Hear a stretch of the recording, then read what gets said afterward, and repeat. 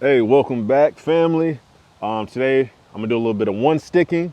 I'm gonna do it with something that I haven't seen a one stick video out with. It's the Trophyline WINGMAN. It's a stick with the platform on top. It looks good. I made some modifications to it, but before we get into it, please make sure you hit that like button, hit that notification button, and then please make sure you hit the bell. If you want to be up every time we drop a video, if you want a notification to hit your phone from Privileged Bow Hunter, make sure you hit that bell icon, okay?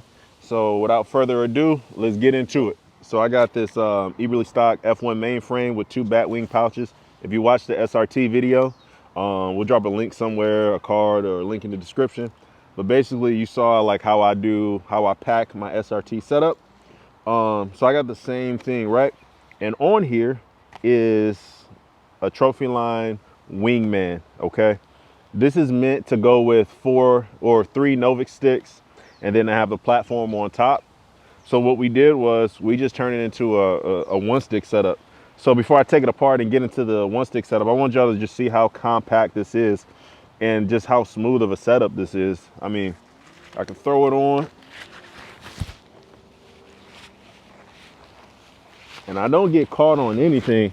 And you know, for y'all who subscribe and watch the channel, you know, weight isn't really my biggest concern. It's more packability. Like I don't like walking through woods and then getting caught on stuff. And then now I'm upset because I done made all this extra noise. But anyways, right? So I won't beat that point to death. It's packable. So all in all, this pack is 14 pounds, right up, you might as well say 15 pounds, right?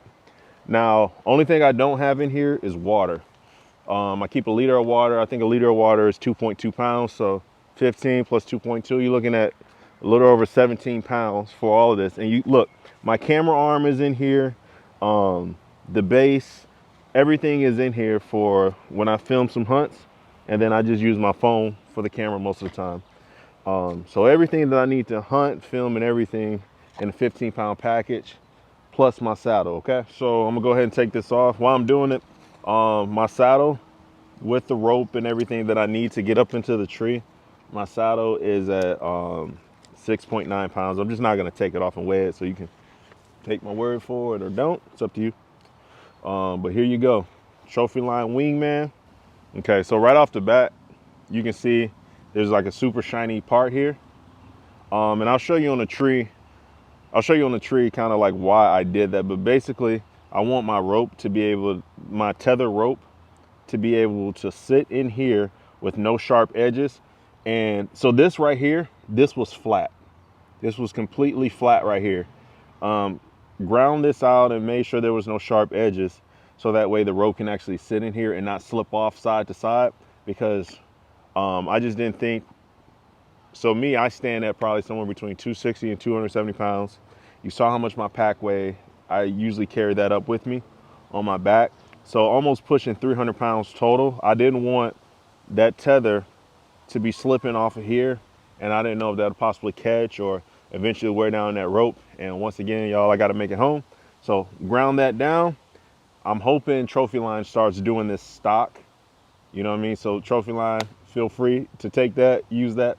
Maybe just give a discount code or something to put down in the description. And then obviously there's a cam cleat, right? So I went with the Harkin 150. This is rated to 300 pounds, but it is not created for this use. So anything that you see here, you taking your own life into your hands. I'm not an expert by any means, any way, shape, or form. So this is what I'm doing. So a cam cleat, and I'll show you how that works on a tree as well. Nice and simple. I just took a 24-inch 9-eyes gear tie for my handle. And then this is an Amsteel 8er. I made it. I had some, when I first got the Predator platform, I had a whoopee sling. I made a whoopee sling because I was trying some different attachment methods and I didn't want anything clanging and banging around. Didn't necessarily like the whoopee sling because it, basically when I needed to adjust, it was a little bit too much work. So I took that Amsteel and I repurposed it for an 8er. When we get this on a tree and we start to climb, hopefully I remember to go ahead and measure my step length so you can kind of know. I brought a measuring tape with me. So I am going to do an Amsteel full berry rope mod. So instead of having this like accessory cord with this big bulky knot here, it's gonna be nice, flush and clean. But yeah, I'm just waiting for some stuff in. And also, stealth strips on the way. They were supposed to be here in time, but the good old US Postal Service was late. But this is gonna be stealth stripped out and paracorded. But I wanted y'all to get to see this. Didn't want to wait on those little small things, okay? So when I put this on here, right, I don't have a drill press. I did this in my garage. What I did was I just went to Lowe's and I found this. It's called a drill block. Once again, if you're drilling into a stick that's already certified and rated for safety, once again, you're doing that at your own risk. But so the bolts that come with this are 13/64, right? I couldn't find the bolts anywhere. So I had to go through Double Steps, doublesteps.com. Dano, he hooked it up. He sent them out immediately. I called him at probably like 1 o'clock their time, and he sent somebody right away to go and drop them off at the post office. But I took this drill block here because here's what I was worried about. If I tried to freehand it, that I was gonna be at a slight angle. And then once I tried to put these bolts in here, that they were gonna be cockeyed at an angle. So this is what I did. I put this here. I took a just a clamp and I clamped it down super tight here, here. Then I put another clamp here, and then I was able to go directly in, right? Took my time. And so I got a perfect, basically perfectly 90 degrees through here. And I followed the template and did it again, boom, straight through. Now, the only thing about this block goes up to 13 or no, 3/16, right? Which is slightly smaller than this bolt. But once I did that, I was able to take the 13/64 drill bit, bore it out just a little bit, and everything went in smoothly. Do not try to line this up and drill through these. You will ruin your cam cleat. I'm just telling you that right now. And do not over tighten these. But there's a bunch of videos on YouTube on how to put this together. I took inspiration from a lot of people. We'll leave their YouTube videos in the description. So yeah, let's get to the tree. All right, folks, so I just wanted to put this on a tree for y'all. I wear a size 13. Yeah, obviously I'm in Crocs, but just for a comparison of, you know, if you wear a size 10, kind of how much room you're gonna have. On this tree especially, I feel like I got plenty of room. And then there's a little curve down there for if you're leaning, so you can really be comfortable in any way. But if I'm standing here working or rigging something up, I feel like I got plenty of room. I think it's because the platform is kind of built behind the standoff that gives you kind of that comfort room. So let me come back down and I'm gonna take some measurements of my aider, because I'm assuming I'm gonna probably get some of those questions in the comments. I don't enjoy climbing down off of sticks because I've been rappelling out for a few months now. Actually, all 2021, I haven't climbed down anything. I've just been rappelling. As promised, the dimensions, or at least the step length for this Amsteel aider. From this step, you kind of want to see where the stretch is, because what's going to happen once you put your weight in here is going to kind of droop a little bit. So that's really what your step distance is from here to your Amsteel to your bottom step on the stick is going to be with some droop. So make sure you take that into account. So here I am. That's about 20 and a half, somewhere between 20 to 20 and a half inches from that step to that one. And it's not going to be perfect because, like I said, I built this myself. This one is about 19 inches. So I'm about an inch off step to step. But there's a few things to consider when you're building this, right? Like, so before you do your berry, this is going to be longer, right? But then once you feed that tag in back down here, this is going to expand, which is going to shorten this overall. So trying to manage that and figure that out. I got as close as I could, but I think I can manage being an inch off from here to here. Chris brought up a good point. So I don't want to assume that everybody is familiar with Amsteel. So this is a 2-step aider. He said, can you make a 3-step aider with this? I saw somebody with it. I personally don't know how to do it without like lock stitching, which is something I just don't want to deal with. So basically, real quickly, locked Brummel here, and then tag in, buried all the way down about 8 inches. And then here, I just took a 2-foot length of Amsteel, another locked Brummel here, and then buried that in here. Wasn't my original idea. I found the video on YouTube. Sorry, buddy, I can't remember your name, but I'll try to give you credit, at least in the description. Obviously, you know, we get a lot of inspiration from Saddle Hunter Forum, from all the different forums, different YouTube videos. So I just took kind of a little bit from everybody, what they were doing, what I like, and then here you see it before you. So remember, you're gonna see here in a second why this notch is important. I'll do something, I'll figure it out to knock down the shine. If anybody has any ideas, maybe leave them in the comments for me. And then here also, each of these steps, there's a groove here. I took a round file and I filed it down to kind of round it out like this here, so this doesn't chafe. And then I kind of just threw some, chafing gear right there and tied it around. May not be the prettiest, but it's very, very functional, and that's what's important to me. Overall length of this aider, somewhere around 38 and a half, depending on how much my foot's gonna sag when I get in there. Somewhere between 38 to 39 inches. So right here, my first step is at 7 foot 1 inches, right? Or 7 foot 1 inch. I'm about 6'2", so basically I got that decently high up, but also making sure that I can get my foot in there. So I got 50 feet of Sterling Oplux. Yes, it's 8 millimeters. Go ahead and leave your comments about the specs from the Madrock. Sounds good. So I got the bulk of the rope down here, and then what I'm gonna need to climb is here. So I like to attach this on the ground. I feel like I think better on the ground. So if you haven't seen this logo by now, you got the climbing guy here. People call him the falling man. Once again, life and death is in the power of your tongue, so I speak life. I'm not gonna call him falling. He is climbing. So this end is what's gonna go around the tree. All right, so I'm gonna take my carabiner, clip in.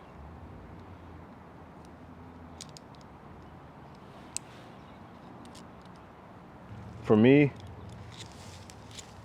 you all know from the SRT videos, I like to tie a sway bitch hitch. Once again, climbing is inherently dangerous. Hit y'all with the standard disclaimer. So if you do this, do it at your own risk, right? I'm not responsible for you decisions that you made, how you tie your ropes or whatnot. Just go ahead and get that set now. Could you do this faster without taking an extra safety precaution? Yep, but speed isn't necessarily my main goal. There's it. There's here. Lineman's belt here. All right, so here, it's gonna be a little bit of a stretch.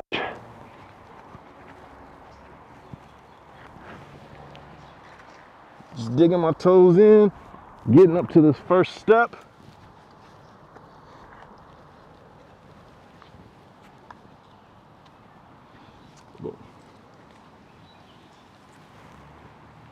You already saw before, I'm at 7-1 now, closing the gate on my linemen.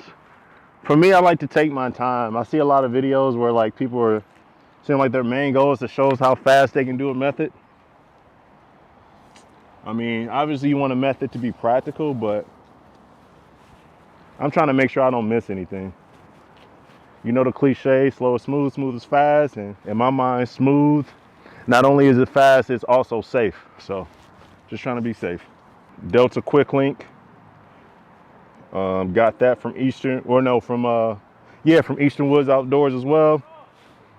I got a scaffold hitch with a lock knot behind it, and then I got a night eyes gear tie up here just to make sure that this doesn't slide down under the weight. kind of giving you this for some entertainment factor. One that you should definitely check out is DIY Sportsman. That dude always has solid stuff on his channel.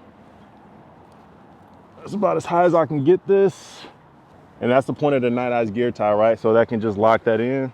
Grab my Madrock. Obviously the Madrock has the swavish on it. It's funny, like, I think we got a bad habit, at least in our little hunting community, where we always say, hey, trust your equipment. But every other industry, they always have backups, right? Like airplanes have fail safes, submarines have fail safes, everything else has fail safes, but I'm supposed to just trust like one bridge, one tether. So I kind of try to build some things in to help me out, you know. While I have my lineman's in, I'm testing this, making sure everything is all good. Making sure the Madrock is holding well. Because one thing about this is you're not supposed to go hands-free with this. So next, see if I can reach. I have the rope here. Switch hands. Pull it out of the cam cleat. I saw a method to silence that a little bit, which I'm definitely gonna look into.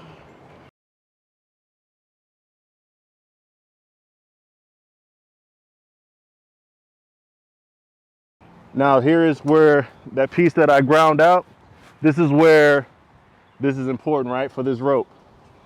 So boom.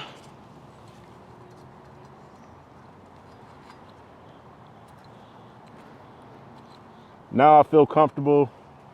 Now I'm hands-free. I don't know who came up with this method. First person I saw with it was the DIY Sportsman. But boom, that's just held there right now by this. It's not meeting any sharp edges. Everything is filed smoothly. Cam cleat back in, over and around.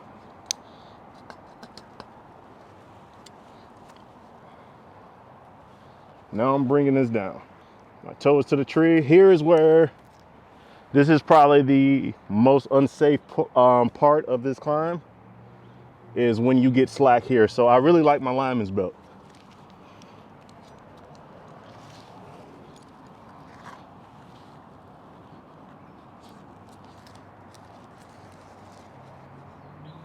And I kind of set the lineman on top of this wingman.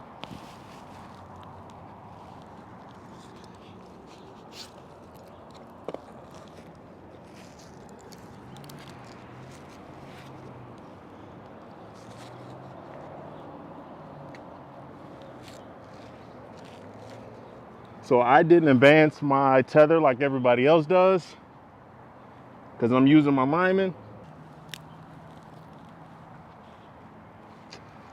We got the Delta Quick Link.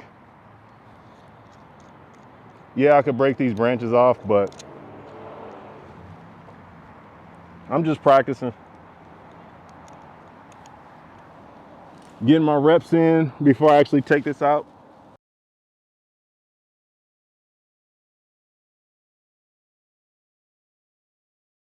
Just from doing my research online or whatever, what they're saying is for this application, you wouldn't want to use a carabiner because of the side loading that's possible from the tree. So you want to use some type of quick link that's climbing rated. So get this tension here. The reason why I'm using, my lineman's belt, okay, I'm gonna try to get over to maybe climb Aloha.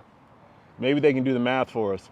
But when you have slack in here, even a foot of slack, if you drop from there, if your stick kicks out, you're gonna put a huge shock load on your body, on your gear.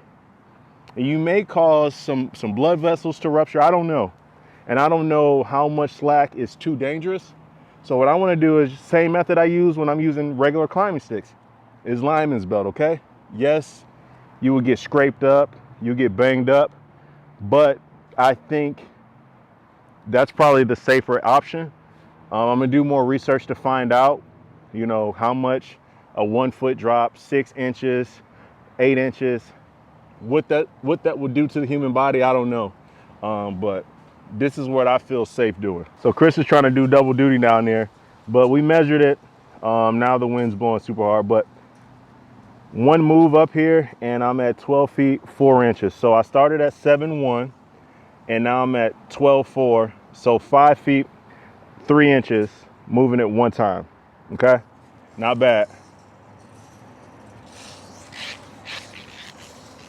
5 foot 3 inches moving it one time. Keep in mind, folks, I have a little bit longer arms, so factor that in, because I'll just tell you this, I got a 31-inch draw length, so I could probably stretch up here a little bit higher than most folks. And now, if I had a 3-step aider, like maybe like the Ultimate Aider or Alta Aider, whatever they call it, I could have got higher because I was able to actually stretch this higher. But remember, folks, I had to bring the platform down a little bit because I couldn't reach my aider. All right, this will be my last move.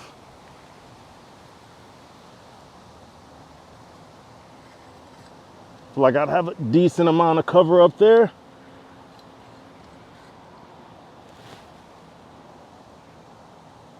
Try not to make the same mistake again and not put this too high.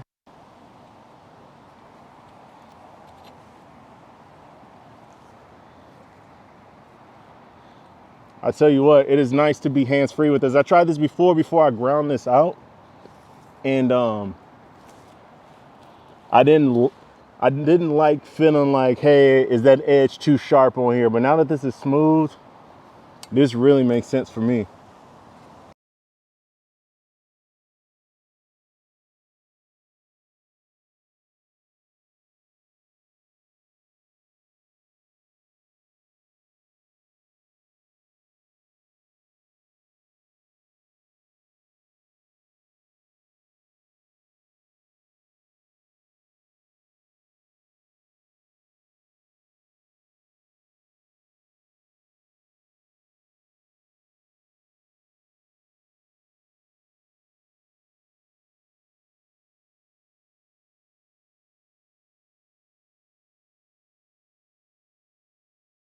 And then you can either, once you get to this point, you can put like a ring of steps around here.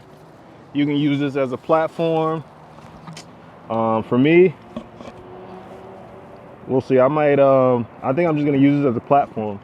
This actually feels pretty comfortable up here. All right, so 17. So we got 17 feet, 7 inches. What was that?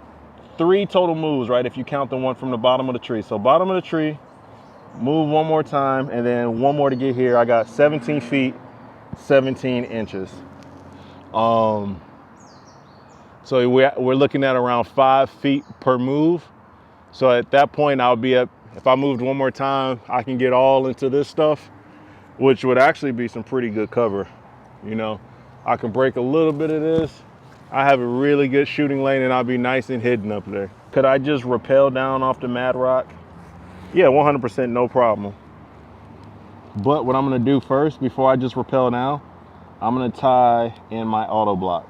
Make sure you do not leave this tied up around here, or good luck being able to pull this down. So untie that Night Eyes gear tie, get that out of the way. And then forgive me, all of you one-sticking purists, I haven't spliced my Dynaglide yet. It's actually in the car. So I'm just using some paracord. I know.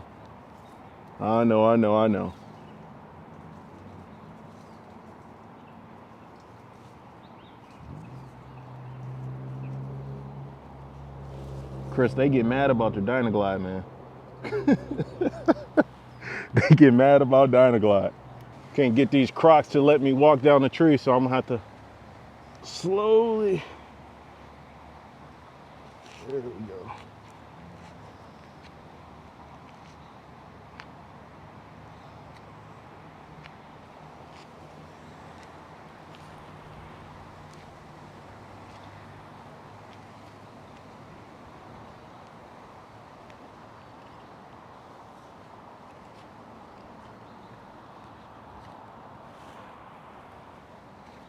Forgot to do that.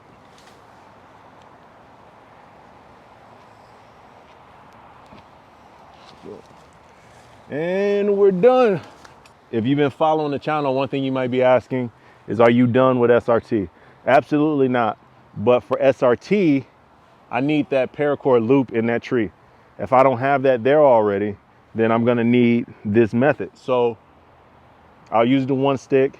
If I find a good spot, I'll leave a paracord loop there. And then next time I can just SRT up. But the main purpose for this, the main purpose for me having this is so my wife can hunt with me, right? So she need a platform. When she comes out to hunt with me, I end up just standing on the climbing stick and she uses my Predator platform because I got to have her comfortable out there so she'll want to come back. But here's a comparison, right? So we're going to use both of them still. Here it is in width. This is a regular Predator platform. So here's the width of the Wingman. And then obviously you can see, so the Wingman is wider, but the Predator is longer. And then one thing that I noticed, this is always going to be your more stable bet just because you're camming it over, and you don't get that with this, right? You're not camming it over. You're just pushing it down and having these standoffs bite into the tree. So once again, this is definitely comfortable. This definitely works for me. But when I'm SRTing, I'm probably gonna either be using one of these two, okay? So that's it.